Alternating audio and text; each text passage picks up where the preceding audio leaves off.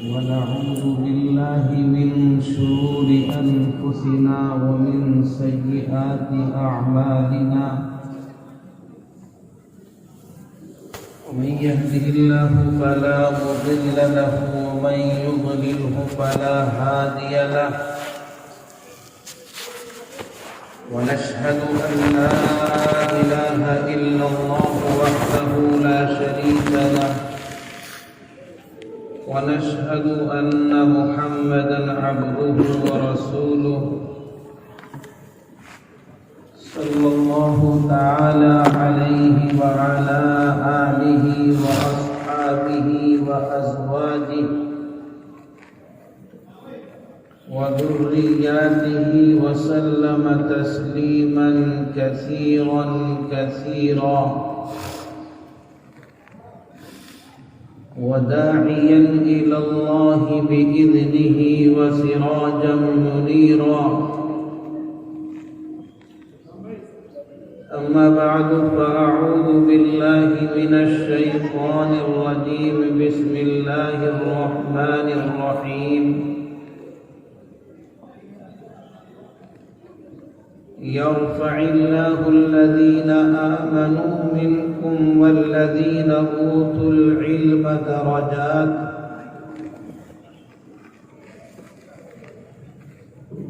وقال الله عز وجل في موضع آخر إنما يخشى الله من عباده العلماء وقال سيدنا رسول الله صلى الله عليه وسلم العلماء ورثة الأنبياء وإن الأنبياء لم يورثوا دينارا ودرهما وإنما ورثوا العلم ومن أخذه أخذ بحظ وافر صدق الله وصدق رسوله النبي الأمي الكريم رب اشرح لي صدري ويسر لي أمري واحلل عقدة من لساني يفقهوا قولي رب زدني علما يا رب صل وسلم دائما أبدا على حبيبك خير الخلق كلهم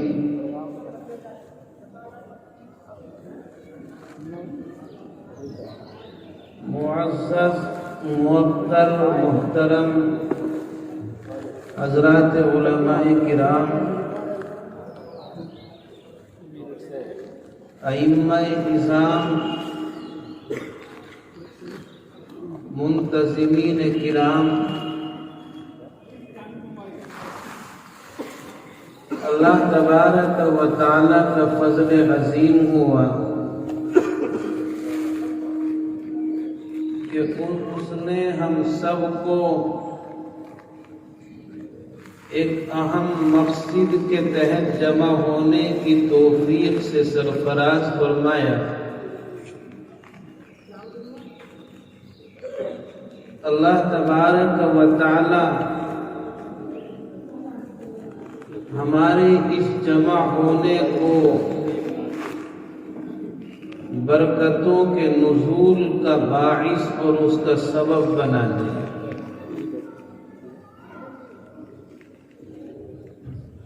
اسٹیج پر عظیم شہر دہرادون کے قاضی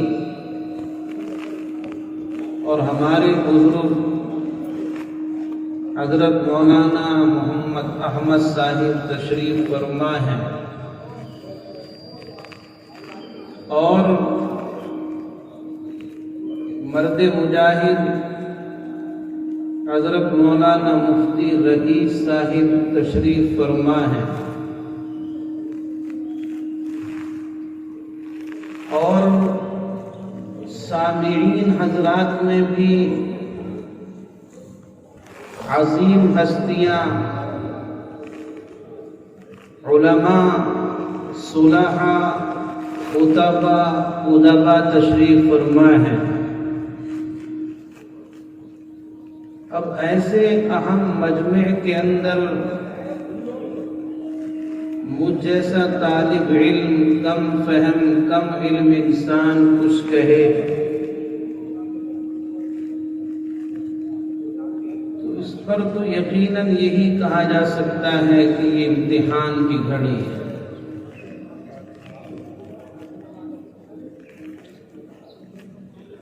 حضرت مفتی صاحب سیدہ مجدہو کا حکم ہوا، تعمیل حکم میں آپ کے سامنے حاضر ہوں اور علماء اور صلحاء سے نہایت ہی مؤدبانہ یہ گزارش کرتا ہوں کہ میری گفتگو ان کے لیے تقریر اور خطاب نہیں ہے، بلکہ ایک بھائی دوسرے بھائیوں کے سامنے مذاکرہ کرتا ہے، بس اس کو مذاکرے کا نام دیا جائے، تقریر کا عنوان، تقریر کا نام اسے نہ دیا جائے، اس لیے کہ سامنے بیٹھنے والے کوئی عوام الناس نہیں ہے، ایک سے ایک بڑا خطیب، ادیب موجود ہے، اس لیے ان کے سامنے گفتگو کو تقریر اور خطاب کا نام دیا جائے، یہ موضوع اور مناسب نہیں۔ میں نے کچھ کہنے کا ارادہ آپ کے سامنے کیا ہے اور اس کے لیے میں نے خلاق کائنات رب ذوالجلال احکم الحاکمین کے پاک کلام کے حصے کو سہارا بنایا اور اس کے بعد میں تاجدار مدینہ، سرور کون و مقام احمد مجتبی محمد مصطفیٰ، تاجدار مدینہ صلی اللہ علیہ وسلم کے زبان مبارک سے نکلے ہوئے چند کلمات کو سہارے کے طور پر پیش کیا ہے،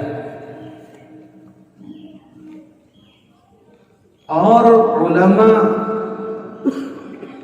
آیات کی تلاوت سے اور احادیث کے پیش کرنے سے مذاکرے کا عنوان اور مذاکرے کا موضوع سمجھ گئے ہیں، بس مجھے اسی پر تھوڑی سی گفتگو کرنی ہے۔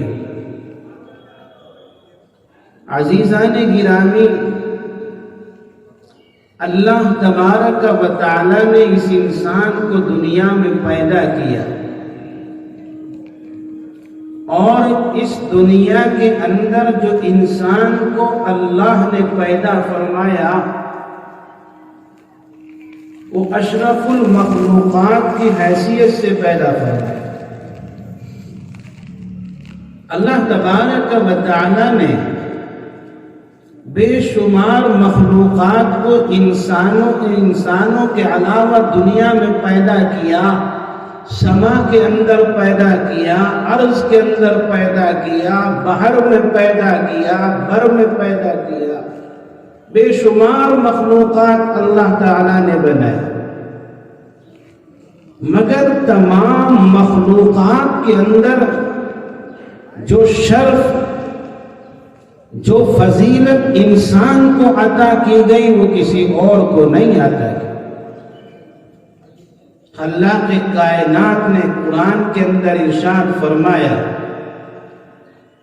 وَلَقَدْ كَرَّمْنَا بَنِي آدَمَ وَحَمَلْنَاهُمْ فِي الْبَرِّ وَالْبَحْرِ، ہم نے خشکی اور تری کے اندر انسان کو مکرم بنایا، انسان کو محترم بنایا۔ جو تاج عزت اللہ نے انسان کے سر پر رکھا جو تاج تکریم کا، کرامت کا انسان کے سر پر رکھا. انسان سے بڑی بڑی مخلوقات دنیا کے اندر موجود ہیں. پہاڑ ایک مخلوق ہے. آپ پہاڑی علاقے میں رہتے ہیں، دیکھتے ہیں کہ پہاڑوں کی بلندیاں، پہاڑوں کی ضخامت کیسی عظیم ہے. بعض پہاڑ تو دنیا کے اندر ایسے ہیں جو آسمان کا بوسہ لیتے ہوئے نظر آتے ہیں، مگر اللہ پاک نے اس پہاڑ کو تاج تکریم نہیں بخشا. اللہ پاک نے زمین ایک بڑی مخلوق پیدا کی، لیکن تاج تکریم اللہ نے اس زمین مخلوق کو عطا نہیں کیا. اللہ پاک نے ہمارے سر پر آسمان کی صورت میں ایک چھت بنائی، مگر تاج عزت اسے عطا نہیں کیا. یہ 5 فٹ کا انسان، ہلکے سے جسم و جثے کا مالک انسان، اس کے بارے میں خلاق کائنات کہتا ہے وَلَقَدْ كَرَّمْنَا بَنِي آدَمَ وَحَمَلْنَاهُمْ فِي الْبَرِّ وَالْبَحْرِ. آخر یہ مقام عزت اس انسان کو کیوں کر ملا؟ ہم قرآن سے پوچھتے ہیں کہ تجھے یہ اعزاز کیوں ملا، تجھے یہ شرافت کیسے ملی، تجھے یہ تکریم کا حق کیسے ملا؟ قرآن کہتا ہے ساری کائنات کے اندر چونکہ انسان کو اللہ پاک نے اپنا نائب بنا کر کے بھیجا، اپنا خلیفہ بنا کر کے بھیجا، اور اس خلافت کا اور اس نیابت کا خلاق کائنات نے قرآن کے اندر اعلان فرمایا. اللہ پاک قرآن کے اندر فرماتا ہے وَإِذْ قَالَ رَبُّكَ لِلْمَلَائِكَةِ إِنِّي جَاعِلٌ فِي الْأَرْضِ خَلِيفَةً. پیغمبر یاد کیجئے جبکہ تیرے رب نے فرشتوں سے کہا کہ میں زمین کے اندر اپنا ایک نائب بنانا چاہتا ہوں، زمین کے اندر اپنا ایک خلیفہ بھیجنا چاہتا ہوں. اپنے ارادے کا اظہار فرشتوں کے سامنے کیا، مشورہ نہیں کیا. نہ اللہ کو مشورے کی حاجت اور ضرورت. مشورہ وہ کرے جس کا فہم ناقص ہو، جس کا علم ناقص ہو، جس کی عقل ناقص ہو. اللہ کا فہم ناقص نہیں ہے، اللہ کا علم ناقص نہیں ہے، اس لیے اللہ نہ مشورہ کرتا ہے نہ مشورے کی حاجت ہے. مشورہ میں کروں گا، آپ کریں گے، اس لیے کہ ہماری فہم ادھوری ہے، ہماری عقل ناقص ہے. اللہ کو مشورے کی حاجت نہیں. اللہ نے فرشتوں کے سامنے اپنے ارادے کا اظہار فرمایا. فرشتوں نے کیا کہا مجھے اس تفصیل میں نہیں جانا، لیکن اتنی بات عرض کرتا چلوں کہ اللہ پاک نے اس خلافت کے اعلان کے اندر یہ باور فرما دیا اور یہ ظاہر فرما دیا کہ یہ جو انسان دنیا کے اندر آنے والا ہے، جس کے ارادے کے اظہار پر تم نے کہا ہے قالو کہ آپ دنیا کے اندر ایسی مخلوق کو پیدا کریں گے جو خون ریزی کرے گی، فتنہ فساد برپا کرے گی. اللہ کا جواب یہ بتلاتا ہے کہ یہ انسان جو دنیا کے اندر جانے والا ہوگا یہ زمین ہی کے لیے اعظم نہیں ہوگا، اشرف نہیں ہوگا، صرف آسمان ہی کے لیے اشرف نہیں ہوگا، بلکہ جبریل کے لیے بھی محترم ہوگا، میکائیل کے لیے بھی محترم ہوگا، اسرافیل کے لیے بھی محترم ہوگا، اسرائیل کے لیے بھی مکرم ہوگا. ہر چیز اور ہر مخلوق کے لیے یہ انسان محترم ہوگا اور مکرم ہوگا. امام رازی رحمت اللہ علیہ نے تفسیر کبیر کے اندر جب اس پر قلم اٹھایا کہ انسان ساری مخلوقات میں افضل کیوں ہے، اعظم کیوں ہے، تو تفسیر کبیر کے اندر امام رازی رحمت اللہ علیہ نے 100 دلائل پیش کیے ہیں. 100 دلائل سے ثابت کیا ہے کہ اس انسان کا مقام جبرائیل سے بھی افضل ہے، اس انسان کا مقام میکائیل سے بھی افضل ہے، اس انسان کا مقام ہر چیز سے افضل ہے. ہر چیز پر جو اللہ پاک نے تکریم کا تاج عطا فرمایا ہے وہ اس انسان کو عطا کیا ہے. اس پر 100 دلائل پیش کیے. عزیزان گرامی، اللہ تبارک و تعالی نے اس انسان کو تمام مخلوقات کا محترم اور مکرم بنا کر تکریم کی وجہ یہ نہیں ہے کہ یہ کوئی عظیم مخلوق ہے، اس کی تکریم کی وجہ یہ نہیں ہے کہ اس کی ضخامت بڑی عظیم ہے، نہیں نہیں، میں نے تذکرہ کیا کہ بہت ساری مخلوقات اس دنیا کے اندر ایسی ہیں کہ ضخامت ان کی عظیم ہے، جسامت ان کی عظیم ہے، یہ تو 5.5 فٹ کا انسان ہے، اس کو یہ مقام کیسے ملا؟ اس کو اللہ پاک نے جو یہ مقام عطا فرمایا اس کی وجہ یہ کہ یہ اللہ کی طرف سے نمائندہ بن کر کے آیا ہے، اللہ کے احکام مخلوقات تک پہنچانے کے لیے آیا ہے، یہ نمائندہ خدا ہے، یہ خلیفہ خدا ہے، یہ نائب خدا ہے، اللہ کی ذات سب سے اعلیٰ و ارفع ہے، اللہ کے ذات سب سے اعلیٰ و ارفع ہے، اللہ کا جو خلیفہ ہوگا، اللہ کا نائب ہوگا، وہ تمام مخلوقات سے اعلیٰ و ارفع ہوگا۔ اللہ پاک نے اس انسان کو دنیا کے اندر بھیجا، اور یہ انسان دنیا کے اندر آیا تو اس کے راہبری کے لیے، اس کی رہنمائی کے لیے، اس کو چلنا کیسے ہے، اس کو رہنا کیسے ہے، اس کو جینا کیسے ہے، اس کو مرنا کیسے ہے، اس کو کمانا کیسے ہے، اس کو ملازمت کیسے کرنی ہے، یہ دستور زندگی دے کر، یہ قانون زندگی دے کر، یہ ضابطۂ حیات دے کر اللہ پاک نے نبیوں کو دنیا کے اندر بھیجا۔ انبیاء علیہم السلام دنیا کے اندر آئے اور اپنے اپنے وقت میں اپنا فرض منصبی پورا کر کے دنیا سے چلے گئے۔ یہ رسالت اور نبوت کا سلسلہ آدم علیہ السلام سے شروع ہوتا ہے، تاجدار مدینہ صلی اللہ علیہ وسلم پر آ کر کے منتہی ہو جاتا ہے۔ اب آپ کے بعد میں کسی نبی کو نہیں آنا، آپ کے بعد میں کسی رسول کو نہیں آنا۔ ابھی قاری محترم جو تلاوت کلام پاک فرما رہے تھے، انہوں نے سنایا ما کان محمد ابا احد من رجالکم ولکن رسول اللہ وخاتم النبیین۔ محمد عربی کے بعد اللہ پاک نے رسالت کا دروازہ بند کر دیا ہے، اس پر مہر لگا دی ہے، نہ کوئی نبی آنے والا ہے، نہ کوئی رسول آنے والا ہے۔ اللہ نے جو رسالت کا سلسلہ اور نبوت کا سلسلہ آدم سے شروع کیا تھا، محمد عربی پر بند کر دیا۔ کیا آپ لوگوں کی رہنمائی کی ضرورت ختم ہو گئی؟ آدم دنیا کے اندر آئے تھے، لوگوں کو راہبری کی ضرورت تھی۔ حضرت ادریس دنیا میں آئے تھے، لوگوں کو رہنمائی کی ضرورت تھی۔ نوح، عیسیٰ، موسیٰ، ابراہیم، یہ جو بے شمار پیغمبر دنیا کے اندر آئے، آپ حضرات علماء ہیں، آپ حضرات خطبہ ہیں۔ میں نے پہلے بات عرض کی، میری گفتگو کو تقریر و خطاب نہ سمجھا جائے، مذاکرہ کر رہا ہوں۔ شرح العقائد النسبیہ کے اندر علامہ تفتازانی رحمۃ اللہ علیہ نے مختلف روایتیں بیان فرمائی ہیں، اور روایتوں کے حوالے سے انہوں نے ایک عقیدہ بیان کیا ہے۔ بعض روایات کے اندر بیان کیا کہ 2.25 لاکھ نبیوں کی تعداد، بعض روایات کے اندر آتا ہے کہ 1.25 لاکھ نبیوں کی تعداد تھی۔ یہ مختلف روایتیں بیان کرنے کے بعد محقق زمان علامہ دور وقت اپنے زمانے کے علامہ لکھتے ہیں کہ حتمی طور پر نبیوں کی تعداد بیان نہیں کرنی چاہیے۔ کوئی آدمی یوں کہے کہ 2.25 لاکھ نبی دنیا کے اندر، غلط۔ کوئی یوں کہے کہ 2.25 لاکھ نبی دنیا کے اندر آئے، غلط۔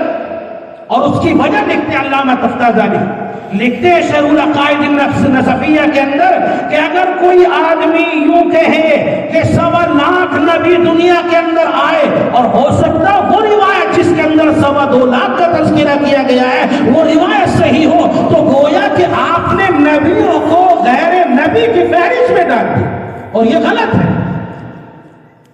نبی کو غیر نبی ماننا غلط، اور غیر نبی کو نبی ماننا غلط، یہ دونوں باتیں غلط ہیں۔ اس لیے آپ حضرات جب بیان کرتے کہتے ہیں کم و بیش 2.25 لاکھ نبی دنیا کے اندر ہے۔ بہرحال انبیاء دنیا کے اندر آئے، کیا نبی جب تک دنیا کے اندر آتے رہے لوگوں کو راہبری کی ضرورت تھی، رہنمائی کی ضرورت تھی؟ اب نبیوں کا سلسلہ ختم تو ہدایت اور راہبری کے لیے سامان کی ضرورت نہیں، پہلے سے زیادہ ضرورت ہے۔ پہلے سے زیادہ بگاڑ ہے. قانون کو بیان کرنے والوں کی ضرورت ہے, دستور حیات پیش کرنے والوں کی ضرورت ہے, ضابطۂ حیات پیش کرنے والوں کی ضرورت ہے, اہم ترین ضرورت ہے. اب اس ضرورت کو کون پورا کرے گا؟ اب آدم دوسرے نہیں آنے ہیں, محمد عربی دوسرے نہیں آنے ہیں, موسیٰ عیسیٰ کو نہیں آنا ہے. اب یہ کام کون کرے گا؟ میں نے خطبے کے اندر ایک حدیث آپ کے سامنے پیش کی. جناب محمد رسول اللہ صلی اللہ علیہ وسلم فرماتے ہیں العلماء ورثۃ الانبیاء. اب وہ کام جو نبی کرتے تھے, وہ کام جو رسول کرتے تھے, وہ کام جو نمائندہ خدا کرتے تھے, اب یہ نمائندہ پیغمبر کریں گے. نمائندہ پیغمبر کون ہے؟ آپ ہی کی جماعت نمائندہ رسول ہے, آپ ہی کا طبقہ یہ نمائندہ پیغمبر ہے, وارثین انبیاء ہے. اور دنیا کا وارث دنیا سے جاتا ہے, مورث بنتا ہے, مال چھوڑتا ہے, مکان چھوڑتا ہے, دولت چھوڑتا ہے, سرمایہ چھوڑتا ہے, زمین چھوڑتا ہے, جائیداد چھوڑتا ہے, فیکٹری چھوڑتا ہے, کارخانہ چھوڑتا ہے. نبی دنیا سے گئے تو ہمیں کس چیز کی وراثت دے کر کے گئے؟ کیا ہمیں مال دے کر کے گئے؟ نہیں. میرے مصطفیٰ فرماتے ہیں العلماء ورثۃ الانبیاء وان الانبیاء لم یورثوا دینارا ولا درہما. نبی دنیا کے اندر آئے, اپنے وارثوں کو دولت دے کر کے نہیں گئے, دینار اور دراہم کا وارث بنا کر نہیں گئے, بلکہ وہ وارث بنا کر کے گئے ہیں وانما ورثوا العلم, وہ علم کا وارث بنا کر کے گئے. اللہ کا انتخاب تھا, اللہ کا فضل تھا. اللہ نے آپ کو منتخب فرمایا, آپ کے سینے کے اندر علم چھپا دیا, آپ کے سینے کے اندر علم کو سمو دیا. علم کیا ہے؟ اللہ کا نور ہے.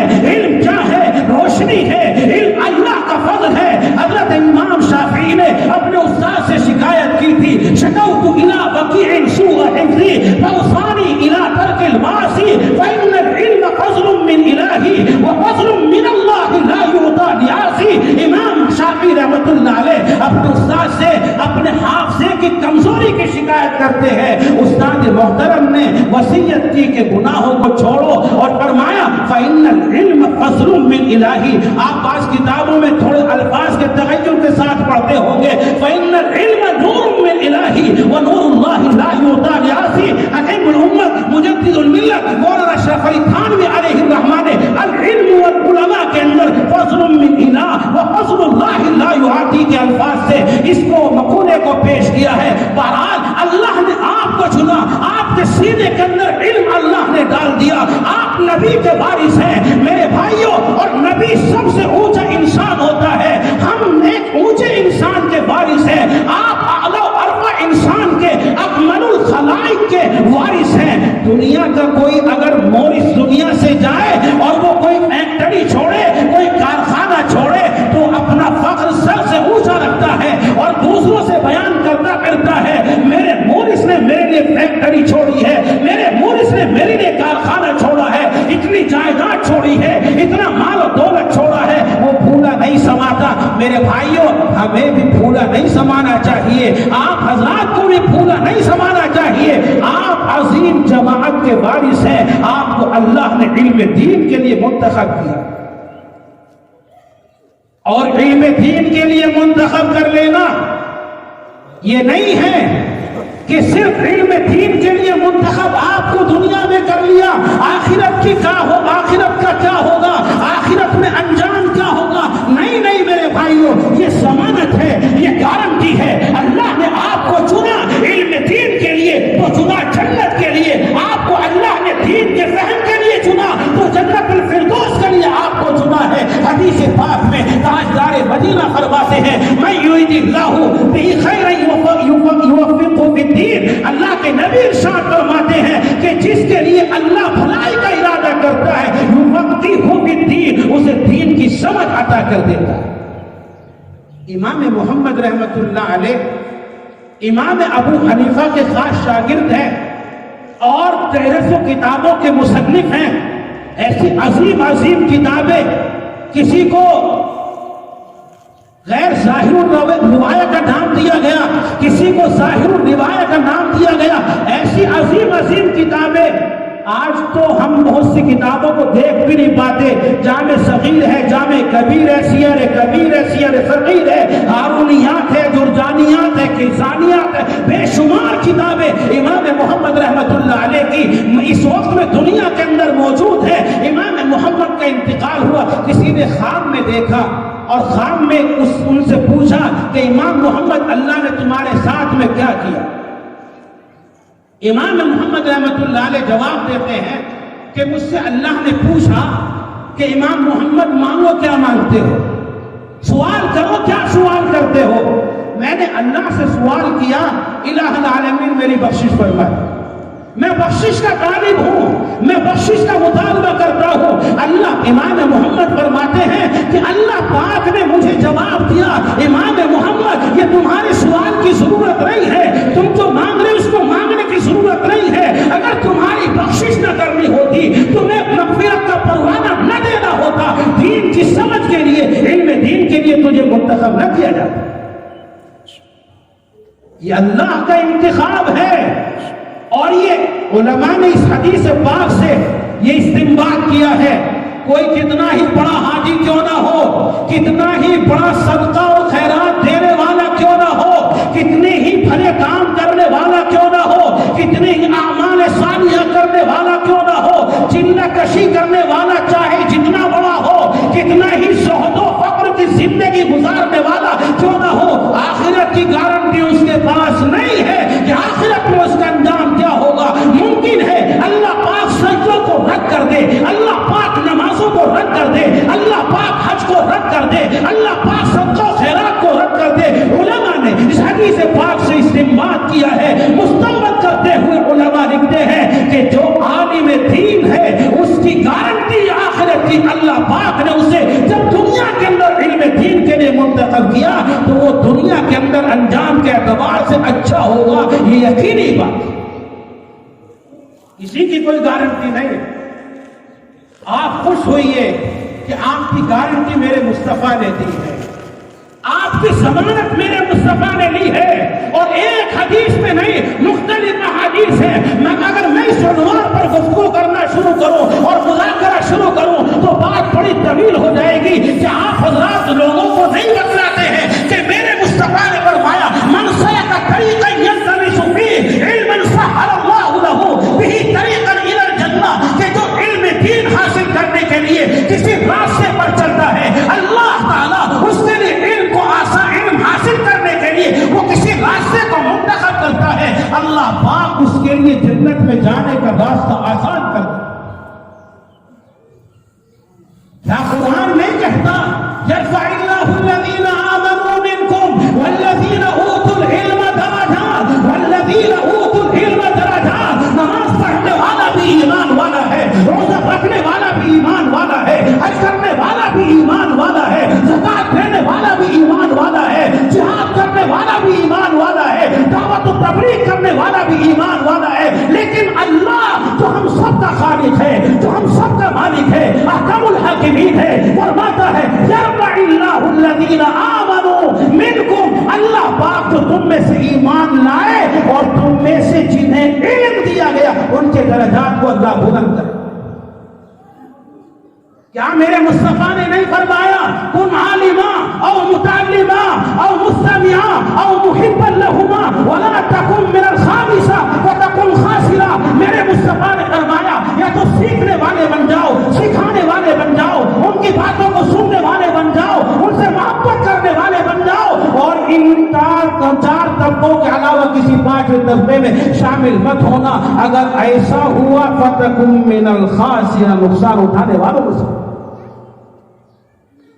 حدیث پاک میں میرے مصطفیٰ نے فرمایا کہ جو علم دین کے لیے قدم بڑھاتا ہے, جو علم دین کے لیے راستہ اختیار کرتا ہے, تو اللہ کے نبی ارشاد فرما رہے ہیں کہ زمین کے اندر چونٹیاں اور سمندر کے اندر مچھلیاں اس کے لیے مغفرت کی دعائیں کرتی. آپ حضرات اپنے لیے مغفرت کی دعا کریں نہ کریں, آپ قرآن پڑھانے میں لگے ہوئے ہیں, حدیث پڑھانے میں لگے ہوئے ہیں, آپ دیگر دینی مصروفیات میں لگے ہوئے ہیں، اپنے لیے مانگنے کی تمہارے پاس فرصت نہیں ہے، کوئی بات نہیں، اپنا کام کرتے رہو، اپنی ذمہ داری کو نبھاتے رہو، اپنے فریضہ منصبی کو ادا کرتے رہو، مغفرت مانگنے کی تمہیں ضرورت نہیں۔ میں یہ نہیں کہہ رہا ہوں کہ مغفرت مانگنا بند کر دیجیے، اللہ موقع دے مانگو، اللہ سے بخشش کا مطالبہ کرو، مغفرت کے پروانے کا مطالبہ کرو، لیکن اگر تمہیں فرصت نہیں ہے کوئی بات نہیں ہے، میرے مصطفیٰ نے فرما دیا تمہارے لیے مغفرت مانگنے کے لیے میں نے تو زمین کی مخلوقات کو پیدا کر دیا ہے، بحری مخلوقات کو پیدا کر دیا ہے، بحری مخلوقات کو پیدا فرما دیا ہے۔ ملا علی قاری رحمت اللہ علیہ جب اس حدیث پاک پر قلم اٹھاتے ہیں، ملا علی قاری رحمت اللہ علیہ فرماتے ہیں کہ میرے مصطفیٰ نے فرمایا کہ زمین کے اندر چونٹیاں ان کے لیے مغفرت کی دعا کرتی ہیں، سمندر کے اندر مچھلیاں ان کے لیے مغفرت کی دعا کرتی ہیں۔ ملا علی قاری رحمت اللہ علیہ لکھتے ہیں کہ میرے مصطفیٰ یہ فرمانا چاہتے ہیں ایک مخلوق ایسی جو بہت چھوٹی ہوتی ہے اس کا تذکرہ کیا، ایک مخلوق ایسی جو بہت بڑی ہو جاتی ہے، ایک مخلوق وہ تری میں رہتی ہے، ایک مخلوق وہ جو خشکی میں رہتی ہے، ایک مخلوق وہ ہے جس کا تذکرہ کیا گیا جس کا کھانا حلال ہے، ایک مخلوق وہ جس کا تذکرہ ہوا جس کا کھانا حرام ہے۔ ملا علی قاری رحمت اللہ علیہ فرماتے ہیں کہ میرے مصطفیٰ یہ فرمانا چاہتے ہیں چونٹی کا تذکرہ کر کے، مچھلی کا تذکرہ کر کے کہ مخلوق چاہے چھوٹی ہو یا بڑی ہو، ہر مخلوق طالبان دین کے لیے مغفرت کی دعا کرتا ہے۔ ملا علی قاری رحمت اللہ علیہ فرماتے ہیں ایک مخلوق کا کھانا جائز، ایک مخلوق کا کھانا ناجائز، ایک کا کھانا حلال، ایک کا کھانا حرام۔ میرے مصطفیٰ یہ فرمانا چاہتے ہیں، میرے مصطفیٰ یہ کہنا چاہتے ہیں، یہ بتلانا چاہتے ہیں مخلوق چاہے حلال ہو، مخلوق چاہے حرام ہو، تمہارے لیے کھانا حلال ہو، تمہارے لیے استعمال کرنا حرام ہو، لیکن ہر طرح کے مخلوق تمہارے لیے مغفرت کی دعا کرتے ہیں۔ ملا علی قاری لکھتے ہیں کہ ایک مخلوق خشکی والی، ایک مخلوق تری والی، اللہ کے نبی یہ کہنا چاہتے ہیں چاہے مخلوقات تری میں رہتی ہو یا مخلوقات خشکی میں رہتی ہو، ہر مخلوق طالبان دین کے لیے مغفرت کی دعا کرتی ہے۔ یہ ملا علی قاری رحمت اللہ علیہ نے حدیث پاک کی تشریح کی۔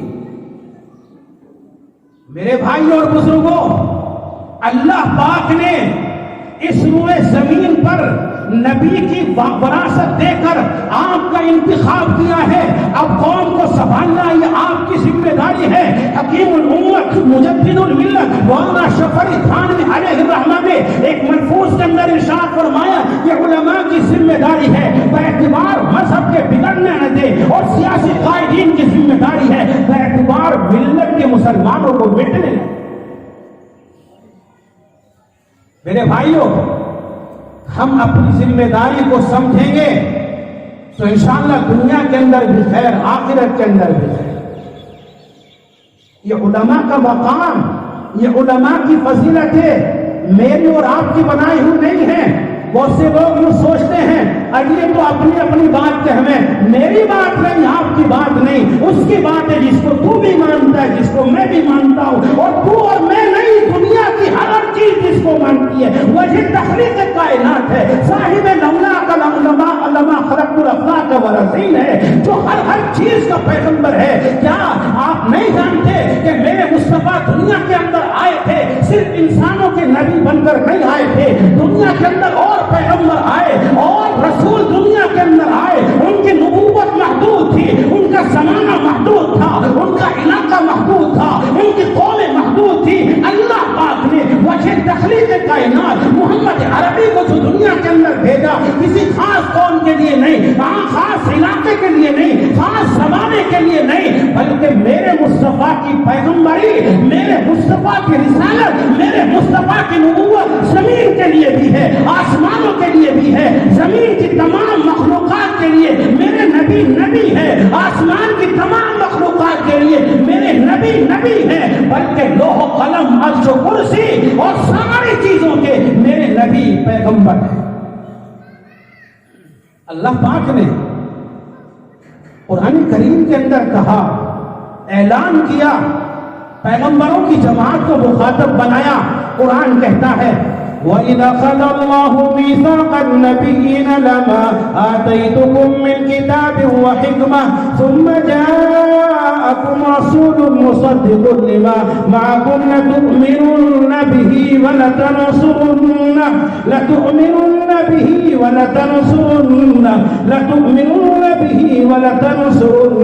سارے نبیوں سے عہد اللہ نے رہا.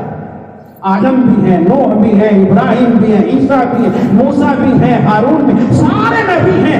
نبیوں سے عہد لیا جا رہا. کیا کہا جا رہا؟ ثم جاءکم رسول مصدق لما معکم لتؤمنن به ولتنصرنہ. جب تمہارے پاس رسول آئے تو تمہیں اس پر ایمان بھی لانا. علماء جانتے ہیں یونی کا ایمان لانا. لتؤمنن به ولتنصرنہ تشدید آئی ہے، تشدید آئی. علماء جانتے ہیں لتؤمنن به ضرور ضرور ایمان لانا ہے.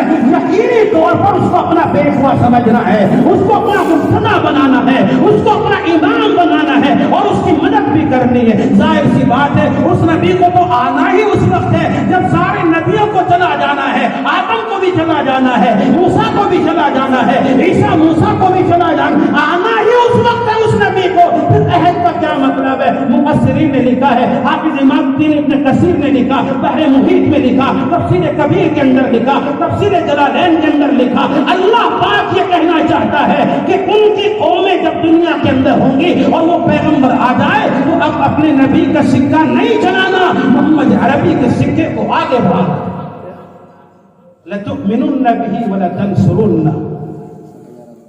میرے بھائی اور بزرگوں، یہ جو میں نے علماء کے فضائل پر جو باتیں بتلائی وہ اپنی نہیں بلکہ اس کی باتیں ہیں جس نے ساری دنیا کو آ کر کے علم کا پیغام پیش کیا ہے، جس کی تعلیم ہی سب سے پہلے علم کی ہوئی، جس نے سب سے پہلا سبق ہی اقرأ بسم ربک الذی خلق سے جہالت کے خاتمے کا دیا ہے، علم کے بول والے کا دیا ہے.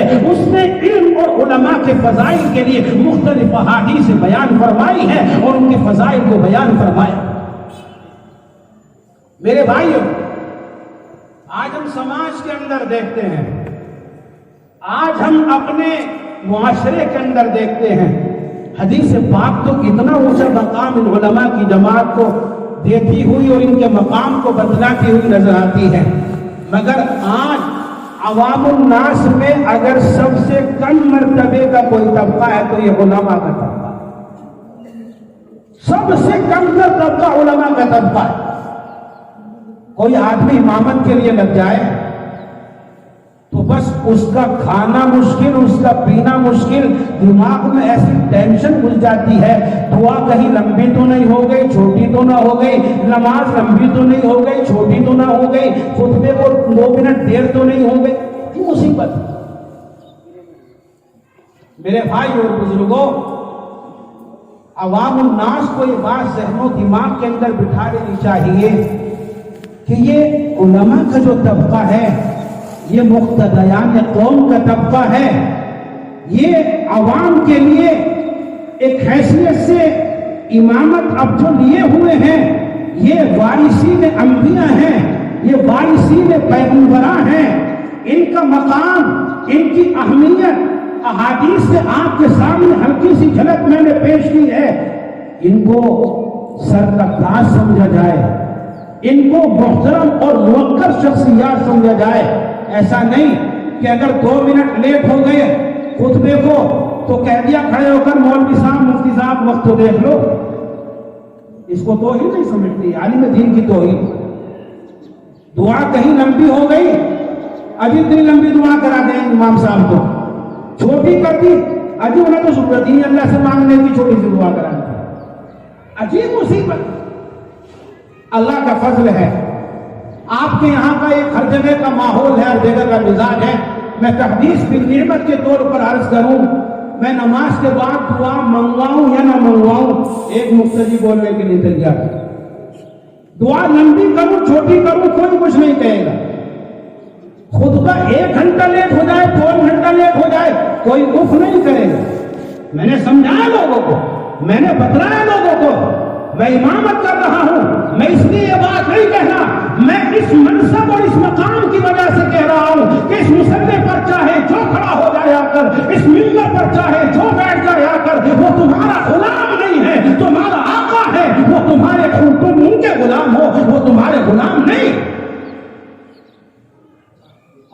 کے شاگرد یہاں پر بیٹھے ہیں، وہ جانتے ہیں کہ کبھی کبھی پونا گھنٹہ جو خطبے کو تاخیر ہو جاتی ہے، اور اپنی بشاشت لوگ پیش کرتے ہیں کہ آپ گفتگو فرمائیے، پون گھنٹے جمع ہوتا ہے۔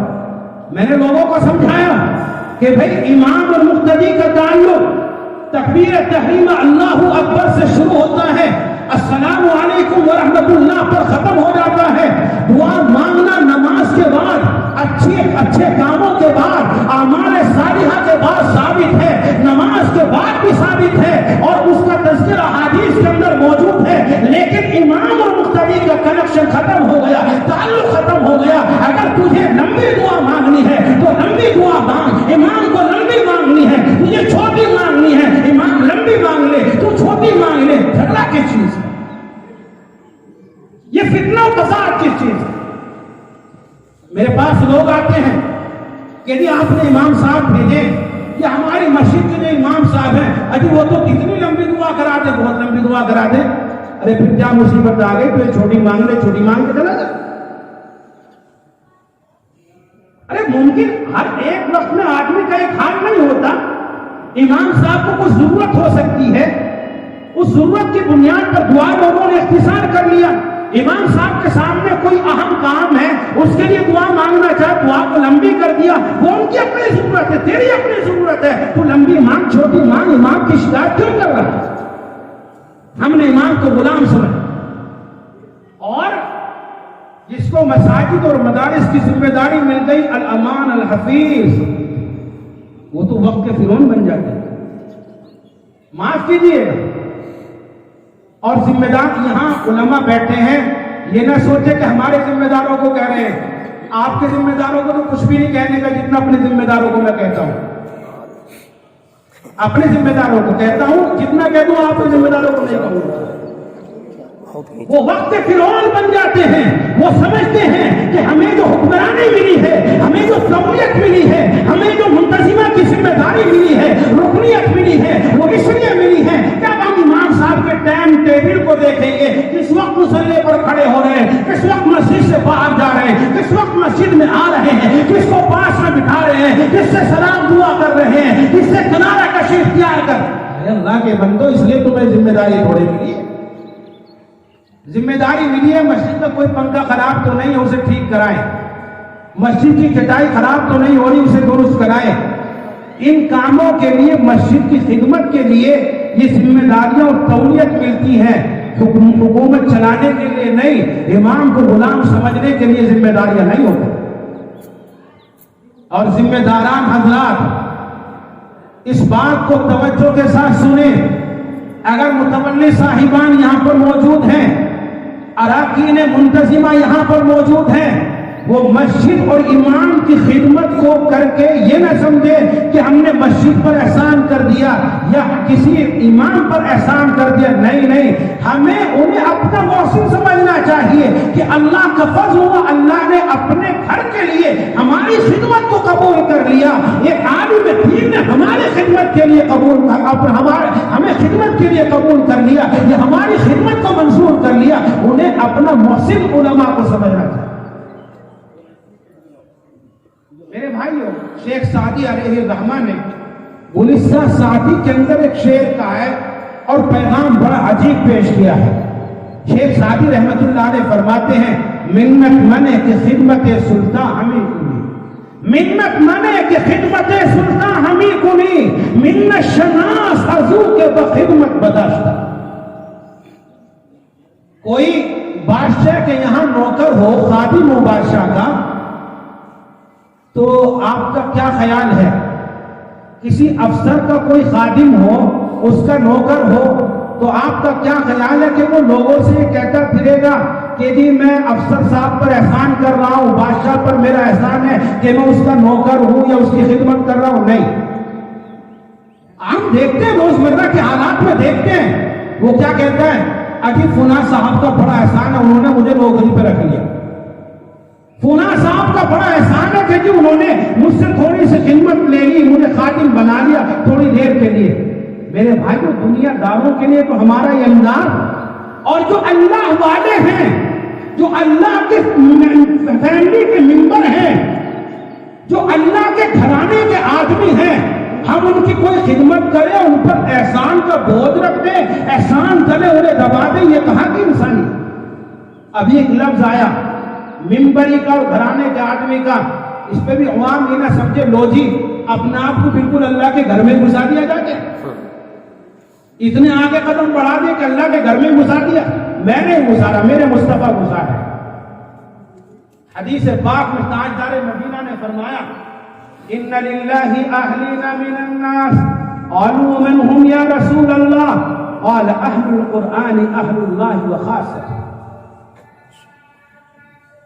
جناب محمد رسول اللہ فرماتے ہیں کہ اللہ کے کچھ لوگوں میں سے کچھ لوگ اللہ کے گھر کے ممبر ہیں۔ گھر کے ممبر ہونا ایک عجیب لفظ ہے اللہ کے لیے۔ اللہ نے تو اپنا تعارف کرایا نا، جب انہوں نے کہا صرف لنا ربک، صرف لنا ربک، اپنے رب کا تعارف کرا، اوصاف تو بیان فرما، تو قرآن نے آیت اتاری وَإِلَٰهُكُمْ إِلَٰهٌ وَاحِدٌ لَا إِلَٰهَ إِلَّا هُوَ الرَّحْمَٰنُ الرَّحِيمُ۔ پھر ایک موقع پر کہا کہ تو ہمارے معبودوں کو برا کہتا ہے، ہمارے معبودوں کی برائی بیان، اپنے رب کی تو بتا وہ کون ہے۔ تو قرآن کی سورت اتری قل هو اللہ احد اللہ الصمد لم یلد ولم یولد، وہ نہ جنا گیا ہے نہ کسی کو جنا، اس کا نہ کوئی باپ نہ کوئی اولاد۔ ہمارے سامنے جب یہ جملہ بولا جائے تو ہمارے ذہن کے اندر بھی یہ بات آئے گی، فیملی کا مطلب کہ اس کا باپ ہے، اس کا بیٹا ہے، بیوی ہے، ماں ہے، دادی ہے، نواس نانی ہے، اسی کو سمجھا جاتا ہے۔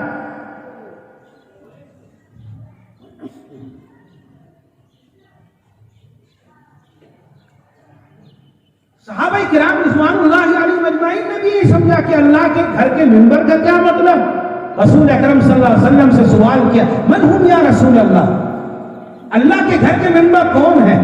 جناب محمد رسول اللہ صلی اللہ علیہ وسلم نے فرمایا کہ اہل القرآن اہل اللہ وخاصتہ، اہل القرآن اہل اللہ وخاصتہ، قرآن والے، قرآن سے تعلق رکھنے والے یہ اللہ کے گھر کے آدمی ہیں اور اللہ کے خاص افراد ہیں۔ تو اللہ کے گھر والوں کی ہم خدمت کریں اور ان پر احسان جتائیں۔ میرے بھائیوں، یہ ایمانداری کی بات نہیں ہے، انصاف نہیں ہے، ان کی خدمتیں کرو اور خدمت کو اپنے لیے باعث نجات سمجھو، باعث سعادت سمجھو اور اس کو اپنی زندگی کا قیمتی سرمایہ سمجھو۔ مجھے اس پرچی کی شکل میں الٹیمیٹم مل چکا ہے، مجھے ابھی بہت کچھ کہنا تھا، بس جو کہا گیا اللہ تعالیٰ اسی پر عمل کرنے کی توفیق نصیب فرما دے۔